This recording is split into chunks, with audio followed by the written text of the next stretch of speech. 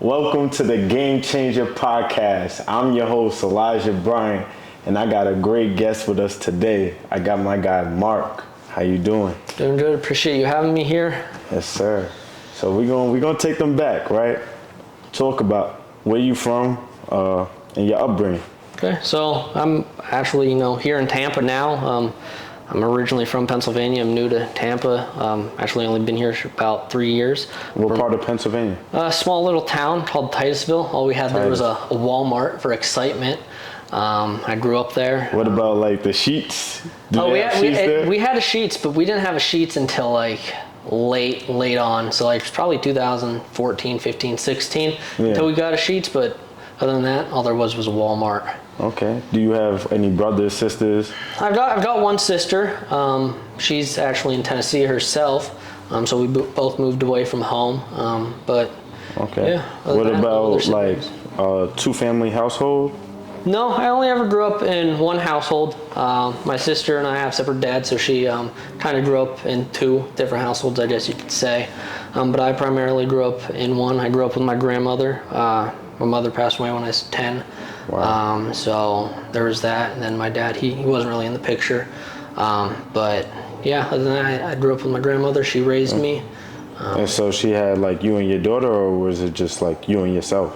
Like you by yourself? I'm sorry. Like she raised you with like you and your sister, I'm sorry. Yeah, that threw me off a little bit. I was like my daughter, but no, she didn't really raise my sister. My sister, she kind of went to be with her, lived at her dad's, which was, right up the hill. So we were still close together. But so was this like a small town? Because like for the people that don't know Pennsylvania, I lived in Du Bois, Pennsylvania for a short amount of time. So it's not a big town. So what about Titusville? Like, was it a big town? Not really. Like, you come in, you see a sign, and then you drive for like a mile to get across town, and then you go into another town called Hightown. So it was a really super small town. I lived, say, right here in the college. Our college, University of Pitt, small little community college, was a block away. Burgess Park was our water park. Okay. That was That's like right where everybody. The opposite side. So you have the college. I live here. The water park. And then on the opposite side of the college is my high school. So like everything was like right there.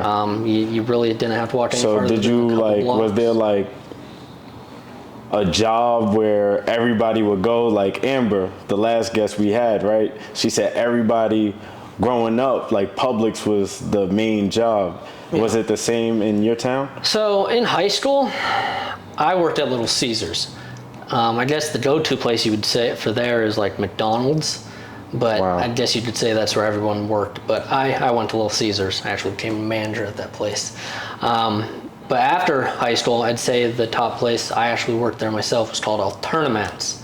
You make these giant like 4x8 mats made of plastic. They're for like heavy machinery to drive on, like fork trucks, big dump trucks, to prevent them from destroying yards and whatnot. So it was a factory job. And this is like after college? This is after high school. Okay. I never went to college. College was never in my playbook. I have always said not going to college. Was that like a decision that you made, or like a family told you not to? I don't really think college really ran in the family. Yeah. But it was just never like a dream of mine to go to college. No one ever told me to go to college. No one ever told me, hey, you should stay away from college. But it's kind of just my own decision there. So where do you feel like the entrepreneurship came about? Honestly, I feel like it's honestly always been in my blood. Like, I remember back when I was a child, I had this childhood friend who lived right across the street from me.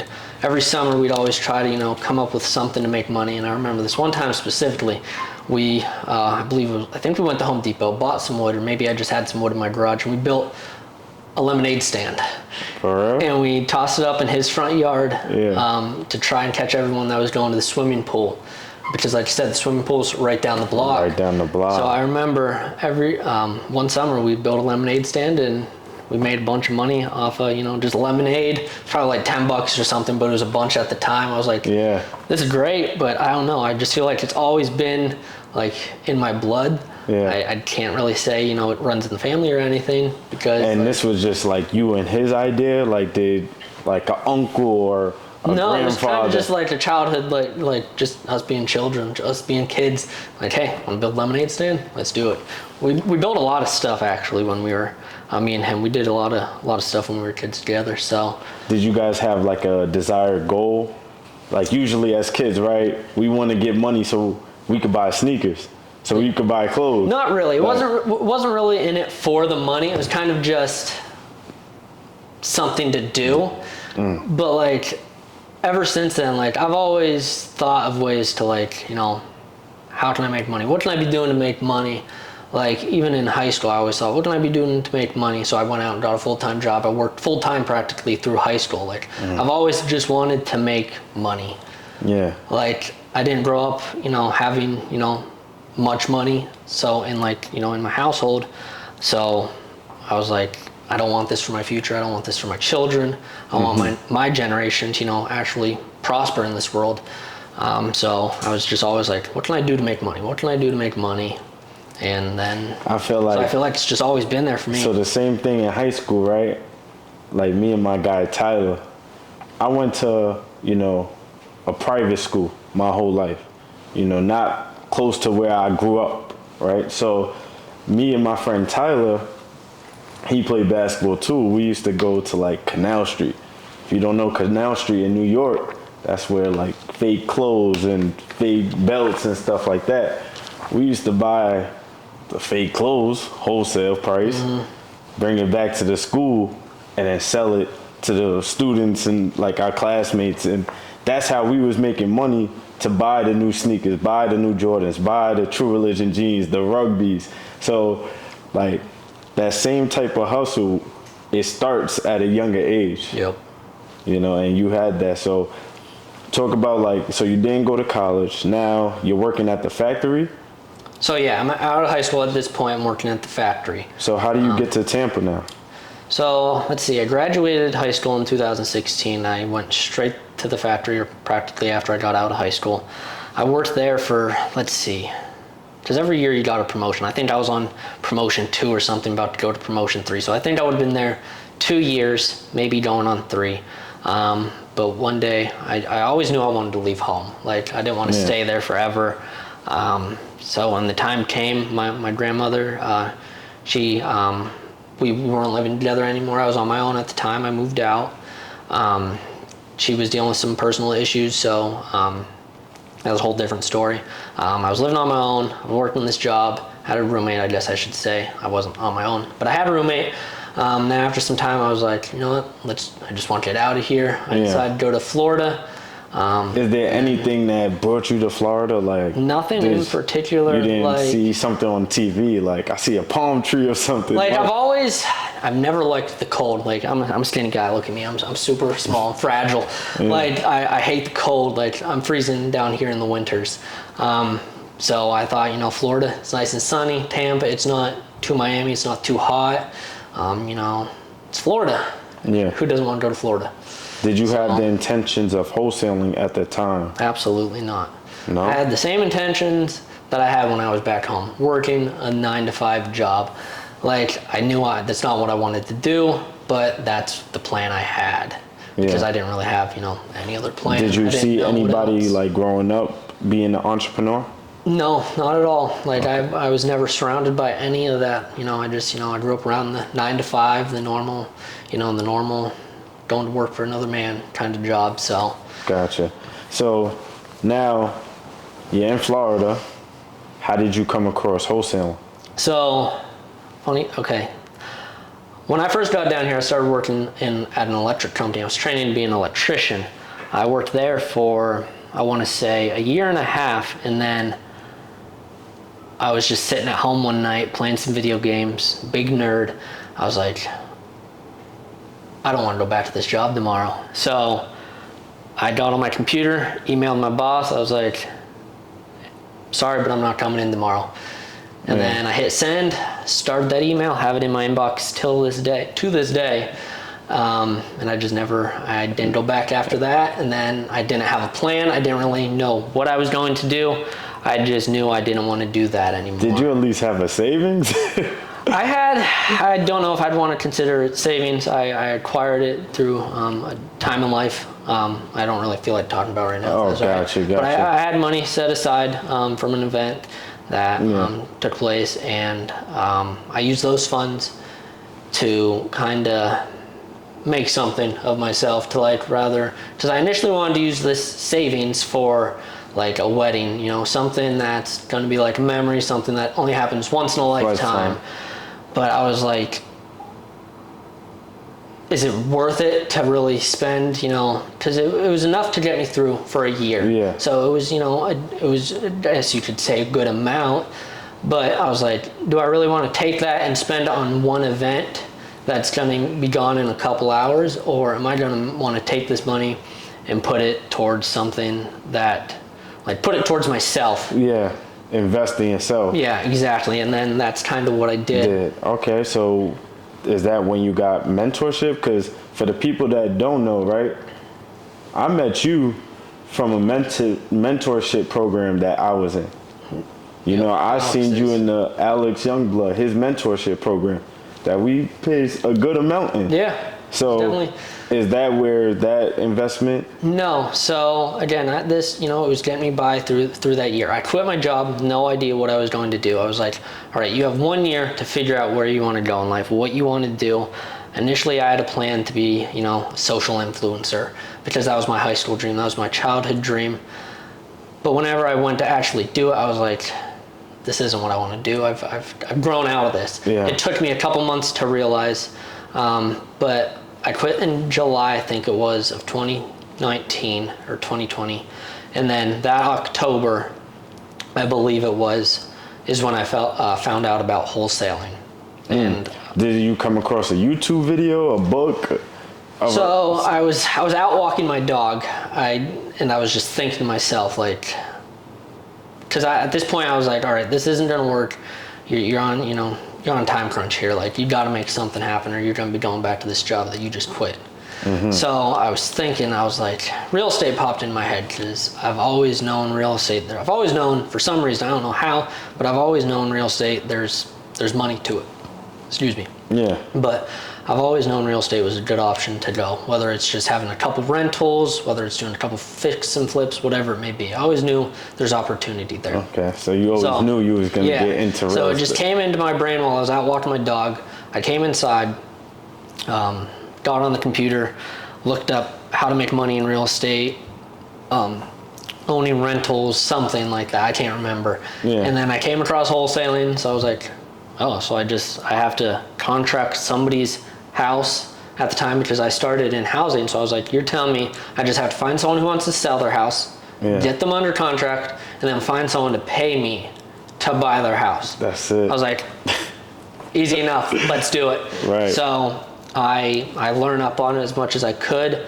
And this is YouTube University at the time? Yeah, YouTube University. No further education other than that. Yeah. And then I tried that for, you know, a couple months.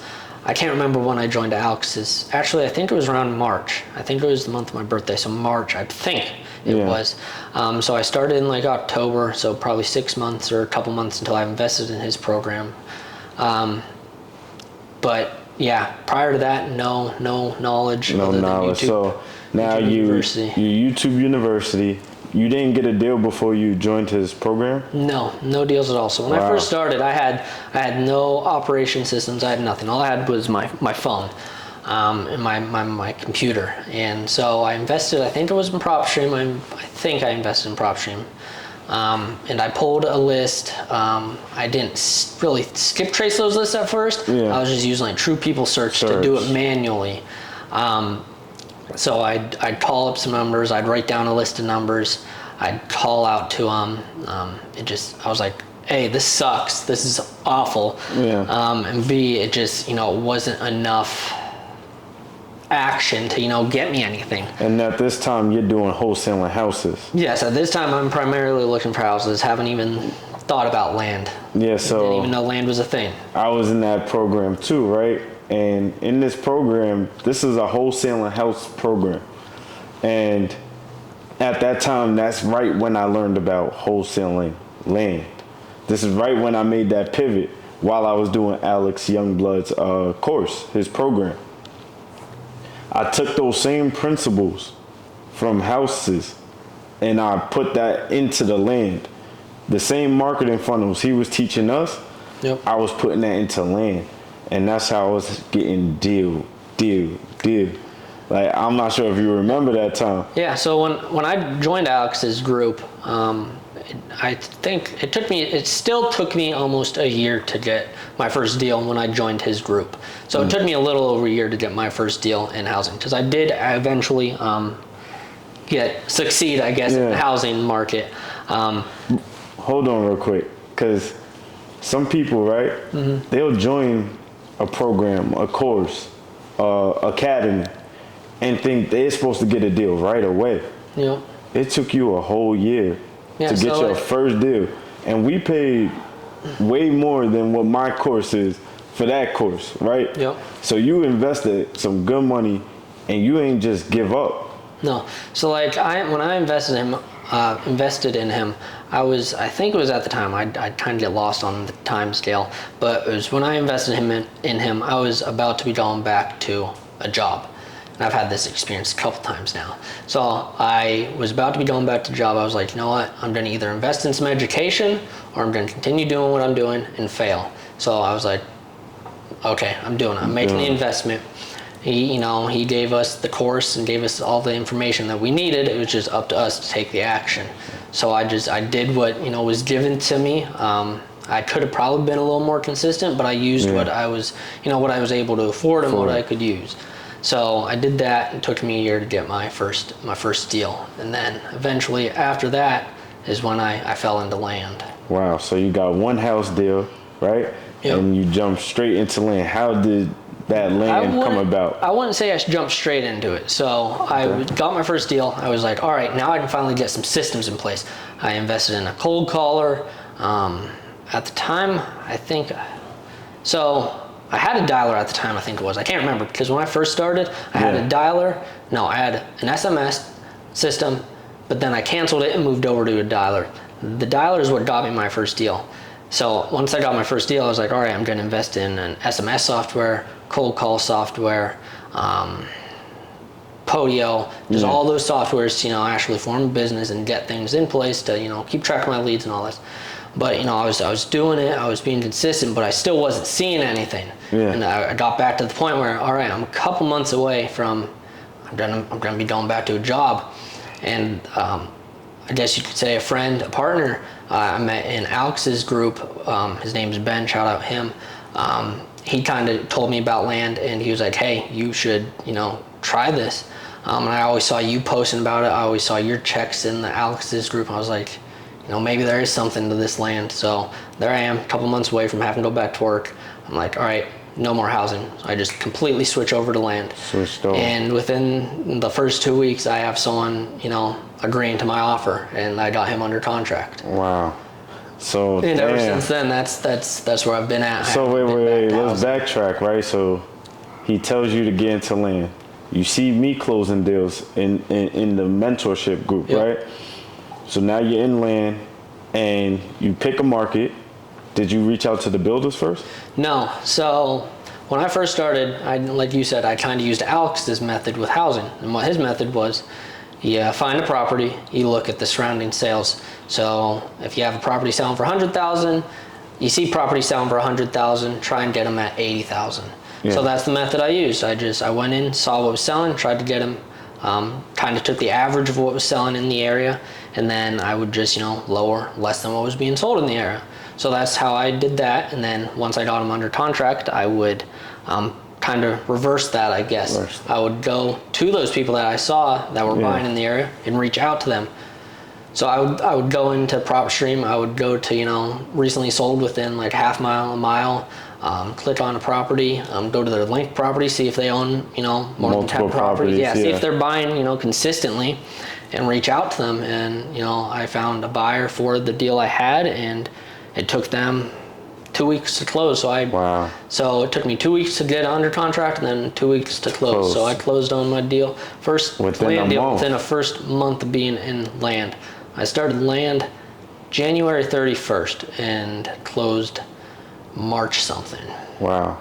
So now, how much money did you put in to get that land deal? Because I know with houses, we had to put a lot of money.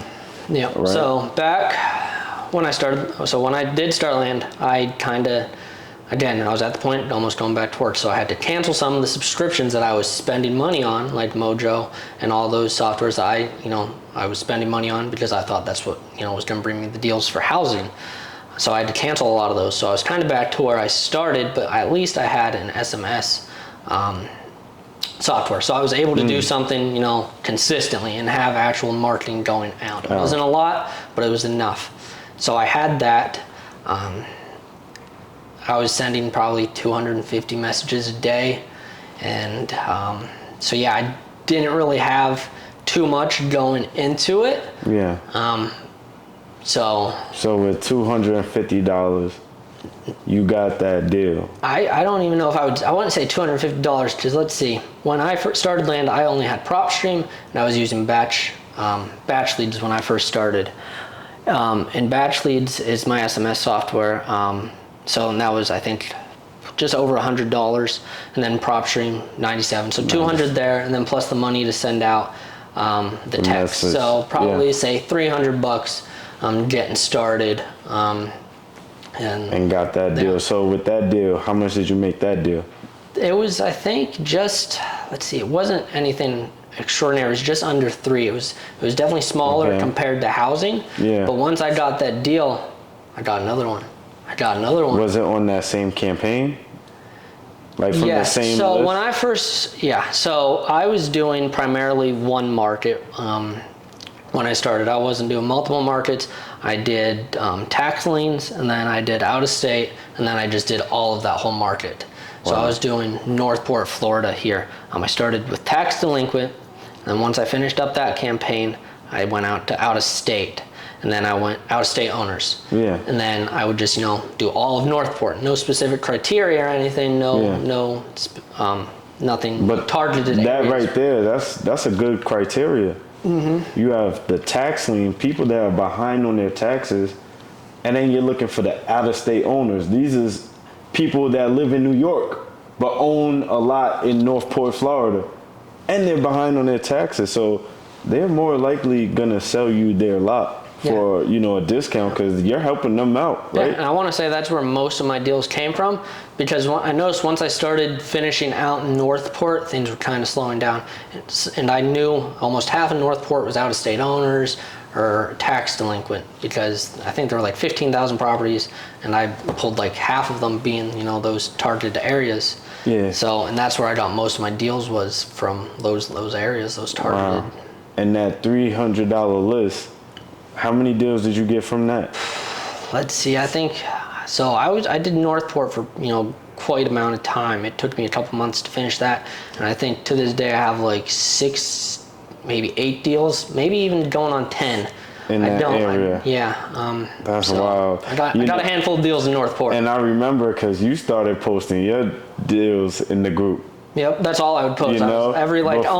Once I started getting deals, almost every other week I was posting deal in Northport, deal in Northport, deal in Northport. And I'm seeing this now. I'm like, in my mind, I'm like, yo, dude, because I think you was probably even using the same buyer because I'm seeing the same type of checks from either the same title company. I'm like, yo, this guy literally kind of took that blueprint without even talking to me, just seeing. Mm-hmm. This at least was going on in my mind, right? I'm like, and he ran up a bag because you was posting back to back to back. I'm like, yeah, like it was really getting me excited without even knowing you. Yep. Because it was land. I knew they was all land deals. Mm-hmm. So yeah, that was interesting. That was a good time too. Yeah, it was. Like it's a completely different time now too. Like this market that we're in now is crazy. Like back when I started, I used to be able to get a deal in Northport probably like every week, every 2 weeks. Like I went all last year. See, I started in February, say, so I didn't have a deal in January. So say I did land for 11 months out of the year. I think there were only like 3 months I didn't get a deal. Out of the 11. And the first month of the 3 was the second month after February, because obviously, it takes like, your due diligence. I just got lucky with this buyer to get a 2-week close. Most buyers are like, they need at least a 30-day, 45-day. Yeah. So I got lucky on that first one to be able to do it in 2 weeks. But after that, I was doing consistent until like the end of the year when this market started to change. So now you're doing this full time at the time now. Yeah, correct. So what was like your day-to-day looking like? So not a whole lot, honestly. Like, I should have been doing a lot more. I really didn't know what to be doing. Yeah. But at the time, once I quit my job, I made sure I wasn't, just sitting at home doing nothing. I was at least going to be making some money, whether it's, $100 a week, 200, 300, whatever. So I kept doing, I started up DoorDash on the weekends and Uber Eats, just all the delivery services. So I was doing that kind of, on the weekends, part-time. While working your full-time business. To, grow my own business. So at the time, are you cold calling? Were you having people cold calling for you? Because even my first year, right, of closing land deals, I was cold calling 8 hours a day. Even with my cousin as my acquisition. Like, we was calling different markets at the same time. And I would get a deal, he'll hit me up like, I got a deal today. Like, the game was so open. Right. So what was your day-to-day like? I know you said you was DoorDash, and were you on the phone? So DoorDash was kind of like late in the day, primarily on weekends. So throughout the week, I really just, all I did was SMS. Like, I didn't have any other marketing. So like 8 hours a day of cold calling. I hate cold calling. Funny thing is, cold calling got me my first deal. Saved my business. Yeah. But after I jumped into land, I cut off cold calling and went back straight to SMS. So I'm doing, again, 250 to 500 messages a day. So it took me I tried, break it up to make it seem like I was busy. Yeah. Because I hated sitting, but I didn't know what else I could be doing. So I kind of, broke it up into 2 to 4 hour segments of doing SMS. But after that, I wasn't really doing much. Were you sending 10 or 100 per hour, or how was that looking for your texting? So I would do so the softwares I use now are completely different from when I started. When I started, you had to manually click every message. I remember that.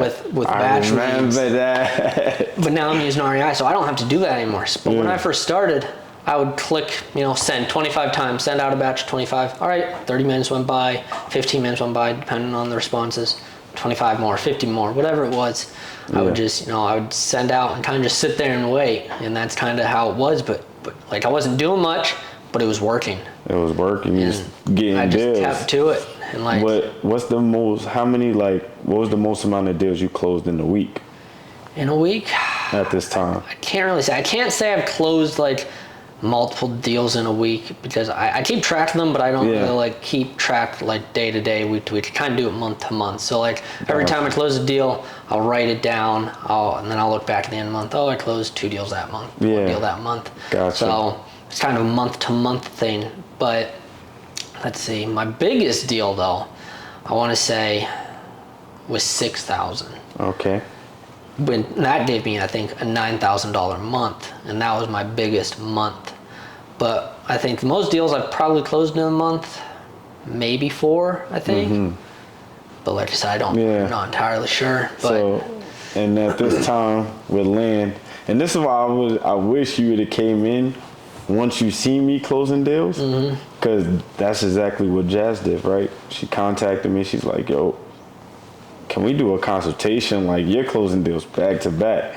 I wish you'd have done that same thing. Yep, me too. Because you see how open land is, right? You spent $300, made $3,000, and then got multiple other deals in that one market, right? At that time, also, if you was doing multiple markets, you'd have been having 9,000 here, and then 9,000 in this market, and then 5,000 in this market. Yep. At the end of the month, now you have 23,000, 25,000.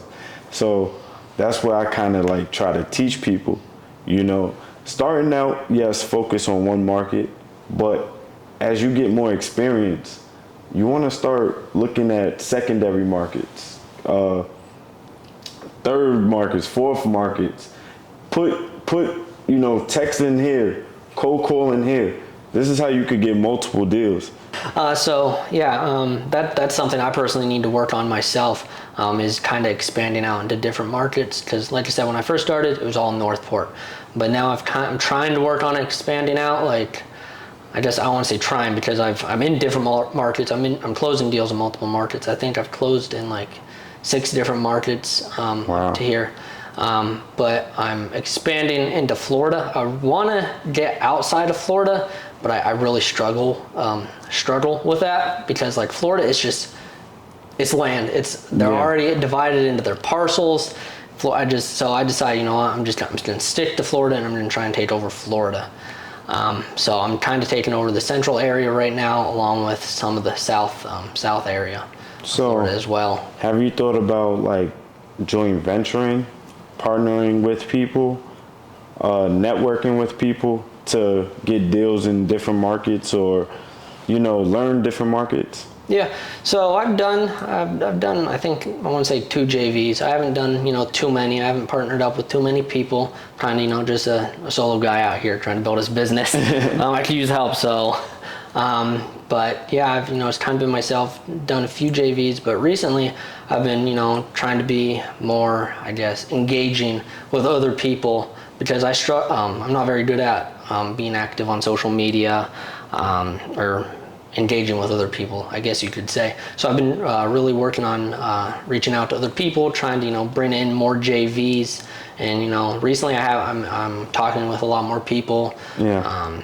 Because one thing I would tell you, right, is how you could get more deals is by partnering with more people, right? There's new people joining that group every single day. There's new people that want to get on the calls, that want to get the texting, but they may not have the money to get it, or they might not have the systems already in place. So these are people that you could contact, you could network with, and you could have calling, and you could do 50-50, 60-40, however you want the split going. And these are ways that you could get money coming in without you spending your time. Yeah, and that's something I'm realizing too, because I've always, like, I didn't intend to like JV with people. Like, I don't know, like I said, I'm a solo guy trying to build my own business. I try to keep it to myself, which is a bad habit I need to break out of. But I've always said, you know, all right, I'm going to get to this point, and then I'm going to hire someone to do the calling for me. Not really thinking, hey, there's people that want to do this too. Have them bring you the deals, and then you have, you know, the buyer or something for them. I just, you know, planned on, you know, hiring like a JV or something. Yeah. You know, so they're on the phones for me. They're doing this and that for me. But yeah, I would definitely say, and that's where you could multiply yourself. You can use VAs, right? Some people do it, but I think with VAs, the language barrier sometimes be too far in between. So I think having somebody that's hungry, that's up and coming, that went to my webinar and may not have the money to get it, but they still want to get in the game. Mm-hmm. These people, you could get them on the phone. You already know how to find the market, how to find the builders. Now you just have to multiply yourself, take a little percentage, and, you know, do that multiple times. At the end of the month, you just made an extra $4,000 or $5,000 and you ain't do nothing. So that's why I be trying to tell people, like, try to be more creative, resourceful, come up with ideas. You know, I'm not sure if you have a lady right now. Yeah, if you do, you know, mastermind with her. Mm-hmm. Like, I feel like even that, females themselves, they'll give you them ideas. Yeah, like she you know, she's great. She's great. She actually owns a restaurant herself. Her and her family owns a restaurant here. So she's, you know, she's kind of, you know, got that hustler mentality to her as well. Like, me and her don't really talk business much, but I know if I went to her, I know we could grow something. You never put her on the phones? No, she's like, I've always joking. I've always jokingly told her, hey, we're gonna work together in this one day.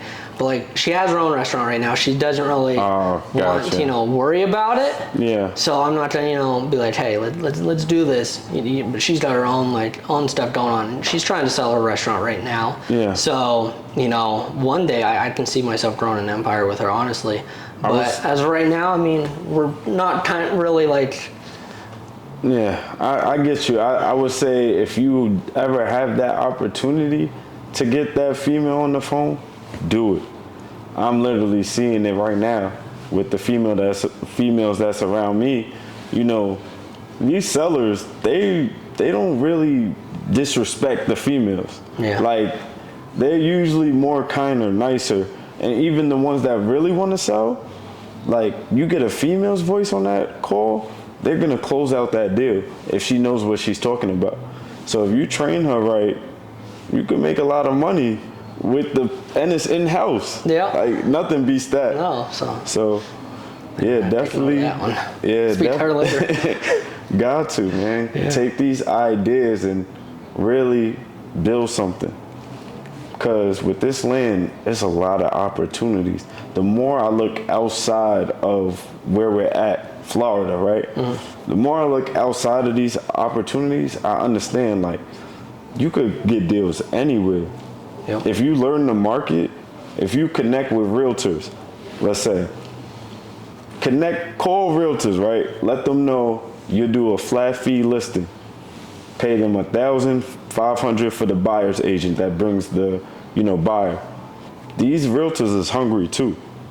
They want more deals. So if they know you bringing them 1 or 2 deals, like, you could bring them multiple.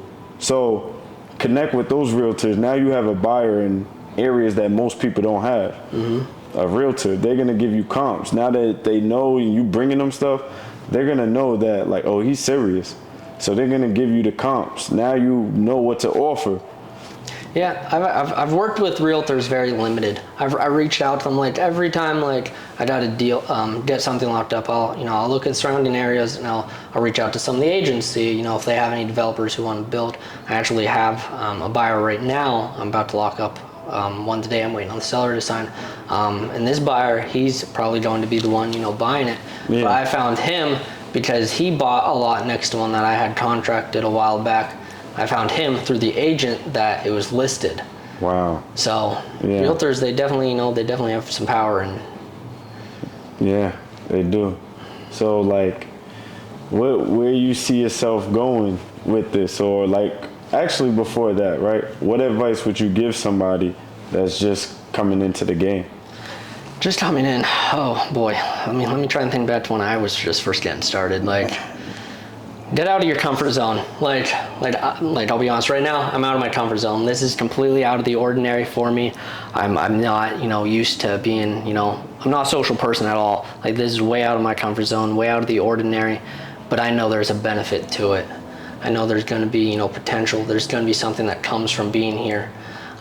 Just get out of your comfort zone, get on the phone, make the calls. I hate cold calling, but cold calling saved my business once. So Just get out of your comfort zone. Like, this, it's tough. If you're not it's just, if you're not a social person, it's tough. Like I am, like me. So. And naturally, I tell people I'm not a social person. I'm to myself. But once you get out of that barrier, or once you get out of your own way, the opportunities is endless. You shake hands with people that I used to look up to. I'm shaking their hand and they're looking at me like I have some substance. So getting out of that comfort zone is literally everything. Yeah, and I'm still working on it, but that kind of brings up a good point. Like I said earlier, I always saw you post and I was like, all right, damn, this dude, he's doing it big. Like, I'd love to, know what he's doing. And here we are, we're sitting together on the couch. Right. Like, it's crazy. And I'm not sure if you even remember when I called you up that night, right? Mm-hmm. You ain't want to come up here. No, I was trying to make any excuse I could to get out of it. But and what I was telling him was, you have a story, bro. Like, people need to hear your story. Like, I seen it. I seen you closing deals back to back to back to back. Like, people need to hear that story, regardless if things is going great or they're going downhill. Because people could learn from both. They can learn from the success and they can learn from the failures. So, yeah, bro, continue to network and connect. You know what I'm saying? Definitely. Yeah, definitely got to work on it. I'm definitely going to be continuing to work on it, and hopefully, continue to progress and take off in this business. Yes, sir. It's a great game to be in. It really is. Yes, sir. So, where can these people follow you? So I'm really not out there anywhere.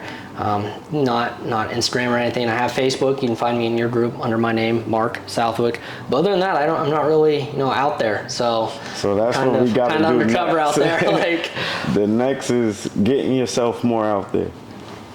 Because with the phone, Instagram, I made so many connections, business partners from Instagram itself.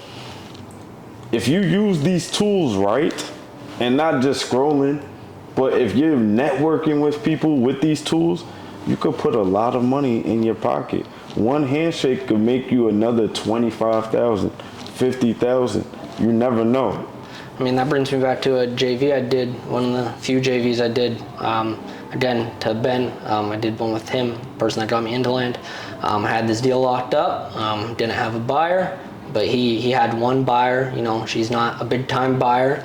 She's not, someone you're gonna see buying property after property after property. She was just, kind of someone who's looking for one property. And he reached out to her. She was like, hey, you want this? She took it, made 6,000 off of that, 50-50, 3,000 piece. See? So one connection. I know the power of connection. And that was one of your biggest ones, or was that the biggest one? No, so my biggest one, I guess that would probably equal, I think my biggest one was 6,000. Yeah. So that check would equal my biggest, but because of the JV, it wasn't my biggest. But my biggest one, kind of a funny story on how it worked. It was in Citrus Springs. I just jumped in this market. Once I jumped into Citrus Springs, that was my second market, I think. Mm-hmm. So I was working Northport, and then I jumped into Citrus Springs, I think it was. And within a couple weeks, I got deals there. So I reached the seller. It was quite a large parcel for Citrus Springs. I think it was half an acre or an acre. So I was kind of uncomfortable locking it up because Citrus Springs is a very low market. Lots are selling for 10K under. Very few selling for 12K, 14K. So at the time, he just said, shoot me an offer. And that's the thing. That's another thing. People ask, who shoots the offer first, you or the seller? I've always shot the offer first, and I've closed almost 20 deals to this day. Wow. So the guy, and that's... Wait. Before you go on, why do you feel like that worked for you? I'm not sure. I just felt like I was making fair, reasonable offers. I'm doing land, so the spread isn't as large as it is with housing. So if I have a 15,000, I'm not doing incredibly large value land. So I'm not doing 100,000, 200,000, $500,000. I'm doing 60,000, 80,000 up in that range. Down. So if I'm gonna make, now obviously on 30,000 up, I'm gonna be a little more. Make more, bigger spread. Make more. But I figure, we're on these low lots. They aren't selling for much. If this property's gonna sell for 15 on market, and I offer him 10, I can probably offload it for 12. If he's not happy with an offer of 10, I don't see him coming back to me and saying, that's a disgusting offer. I see him coming back to me saying, oh, well, can you do 11? Can you do 12? So I'm kind of, I felt like I'm not going to be making a big spread, but I'm going to be in a reasonable range to where I'm not offending them with an offer. And you was trying to get value. You was trying to get multiple, of these smaller deals. So I wasn't going for, big value deals. I was going for, those small deals. I was going for quantity. The low hanging fruit. Yeah. Okay. So back to my first deal, how this one went. Yeah. The guy, he responded, it was a half acre or acre, I can't remember. I think an acre. He said, what can you offer? So I looked at surrounding sales. Not many 1 acre parcels in that area, but there was somebody who bought the same parcel, just 2 parcels over. I was like, all right, he bought that one for 30 something. I'm gonna go in half. I'm gonna cut it down to 15 and offer him. So I offer him 15. He's like, let me think about it. He comes back, all right, I'll accept it 15.